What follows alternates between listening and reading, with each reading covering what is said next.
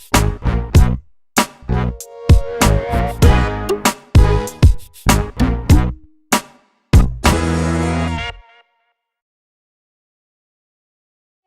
bringing you guys along with me today while I show you how to properly prime and paint cabinets. So this is a small little kitchen, and we wanted to open it up and make it a bit brighter. We've got some dark green, we've got the green countertops, and we have the dated wood. So my first step is taking off all of the doors and making sure that they are clean. Kitchens are gross. You would think that you've cleaned your kitchen until you get your cabinets down and you can scrape off the top. So I use an SOS pad, anything. Once you have them clean and sanded, I'm awkward and bloopers are funny, so I'll just put it all up there. I don't care.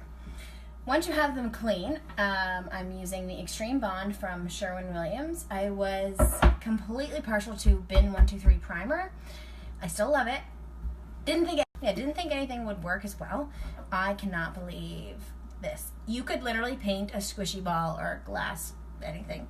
That was weird. You can paint it. So all of our work has been done at home. We have cleaned, we have sanded, and we have Sherwin-Williams primed all of the cabinet doors.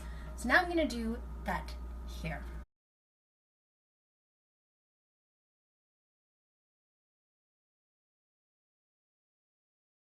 We've got all of the cupboards with their first coat, and so I switch this. This is going to be the wall color. It looks very similar, but it's got a hint of gray. They are primed and ready to be painted. I do like to leave the primer for about 48 hours until it completely cures. Yeah, the cans always say that they're 12 hours until you can paint. I find sometimes I can scratch off little pieces, so I do like to leave them for a full 48 hours. I know that's extra, but that way I know that they are fully ready to be painted. Good morning. We're back at it today to install the handles. How pretty. I got these from Richelieu. And for those of you who asked, the colors were ultra white. So yeah, the cupboards are ultra white from Sherwin-Williams. And the wall is called swirling white. So it's got like a tiny bit of gray. You can see it once it's put up with the white.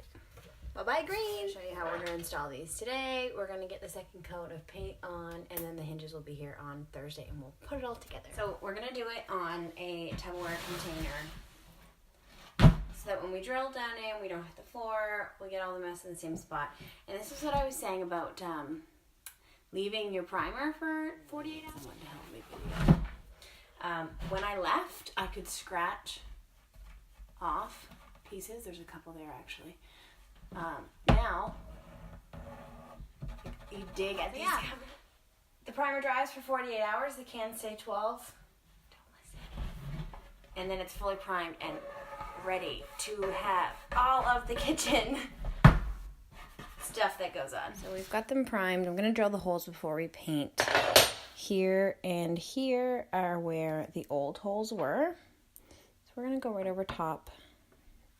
So it totally depends on preference, like whether you want them down low, whether you'd want them in the middle. We're going to stick with the first hole in the same hole and then just drill a new one for this top guy.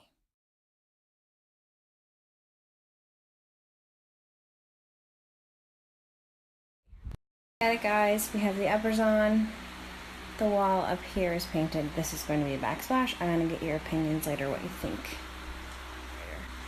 A little tip, did you know that it actually takes 14 to 28 days for paint to fully cure?